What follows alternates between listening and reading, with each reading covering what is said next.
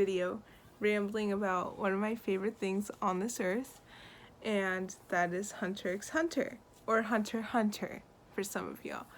I wanted to talk about, because I just remembered this is one of my favorite things, and I know this video isn't going to be coherent or good because I'm just filming it. I don't have a script or anything, so this is just my rambling. But I wanted to talk about during the Chimera Ant arc, one of my favorite things about it is one of my favorite things about the Chimera Ant arc is meruem, which, like, obviously it's not difficult to like meruem, well, or be intrigued by meruem as a character, because okay, so when meruem is born, he acts really monotone. I mean, he literally leaves his mother that just gave birth to him for dead. The queen ant doesn't even like get to talk to him. She's just like really upset, and she's like really worried, and like, you know, she wants to know if her son's okay. But meruem, the guards meet him, and he doesn't even really care, you know? Like, he's like, okay, yeah, whatever, fuck this shit. I want to do something that's exciting, which actually, now thinking about it as I speak, is very interesting in itself. When he meets Komugi, obviously I know that Togashi probably did this on purpose to have two polarizing characters. Komugi, she can't see, and she really doesn't value her life as much as like other people do, that meruem has seen other humans value their lives, and they see so much value in life, and like, you know, all these different things, is, you know, but she does. But when he meets her and he can't beat her, it like y'all, the way that he went from not caring about anything at all, even his mother, even his name, all he knew was he had his role to serve, and that was what he was going to do. Be the king, take over the world, yada yada, right? And then he meets Komugi, and he cannot defeat her. Only person he cannot defeat at any single game. And I know this, like, observation is, like, surface level. I just can't stress enough how mind fucked I am when I watch this. Keep in mind, I finished the Chimera Ant arc in, January. It is now August 2nd, so it's been a good minute. So if the details are a little bit foggy, I'm sorry. I watched this a lot of months ago. I remember it as if it were yesterday for the most part, but if I get some things wrong, I'm sorry. I didn't watch it that recently, but I did watch it recently. And I do find it very interesting, like, from their first game, meruem was so sure he was going to win, and then he keeps getting more frustrated and frustrated and frustrated. This impression that humans were below him and humans were scum and they didn't mean anything, and that they were just there for either his entertainment or food in some fashion, was thrown out immediately out the window, because he saw what this girl was capable of. She didn't care if she died. She didn't care. She'd rather die than lose a game of, I forgot what game they played, but the game that they were playing together, whatever it's called. She'd rather die than lose a game to that, because like her whole life had been dedicated to that, which is like very interesting, because that she puts her entire value of her own life into this game. And so then, like, he's like, holy shit, there are humans that like can do more than me. And you know what's even better about all of this? Big spoilers. Sorry if you watch this video, this is big spoilers. And another big thing that I found interesting is that throughout, I keep saying interesting. Anyway, another big thing that is just like, I think this is amazing. Togashi is a mastermind. So the fact that Togashi didn't let meruem win a single freaking game of throughout his entire, I think it was 40-day existence, throughout his entire existence, is amazing. Okay, like, meruem could kill literally anybody. He killed the chairman. um he he could like figure out the chairman's patterns, which were like extremely complex, and he's like, I think one of the runner-ups on the powerful Nen scale. And then he could like defeat every single other person that had held a number one spot at every single game but her. And like no matter how many times they played, she would still beat him. But like, okay, it's just amazing to me how meruem could not figure out how to defeat Komugi at that game, but he could defeat the chairman, like one of the most powerful Nen users. Like my that like meruem does, he starts to see the value in humans through komugi and like their bond as it starts to progress. So anyway, another thing that like is amazing about this entire thing is that, okay, so as he starts to like see the value in humanity, he starts to like see the humanity within himself, see himself as more than a one-dimensional creature made for one purpose, and just see just see humans as like a means of, as I've said multiple times, piece of food, and I will cut everything out so it's more cohesive. Anyways, so as he does this, he starts to like question his own identity. What's his purpose? What's his name? Is he more than just there to fill the role of king?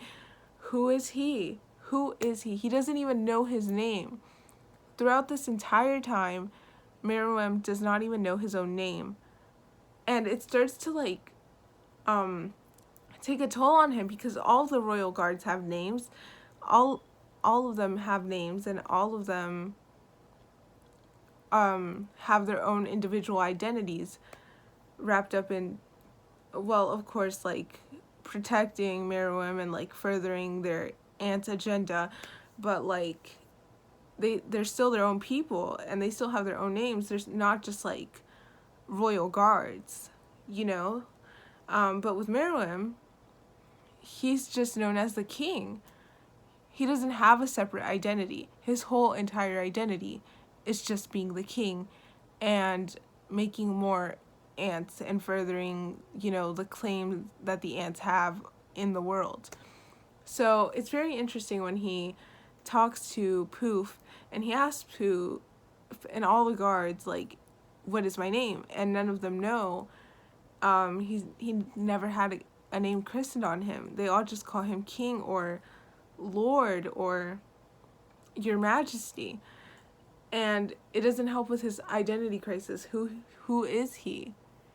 Because, I think he's one of the most complex ants, assuming in their history, because ants had never had a mixture of human and ant and other things. It looks like he has turtle in him too, but that's besides the point. You know what I mean? So I also found another thing interesting about him, that when he is fighting the chairman, he starts to tell him that he does see a value in humans and he doesn't want to fight and he doesn't want any of that. Actually, he would like to come to a settlement, which I found very interesting because he said, initially I was going to kill all the humans. I didn't think they were important, but he saw the value in humans through komugi. Another thing that I think is pretty great is that scene where Komugi is being attacked by a bird or something, and then he just sees the fragility, and like I think he appreciates the fragility of humans when he sees that fragility through Komugi, because he's not easy to defeat. He's not the most fragile thing, and he sees more value in the fragility of humans. Of course, that's my own interpretation. I could be 100% wrong. I am not a scholar. I am not like Queen of English or like interpretations. This is just my interpretation.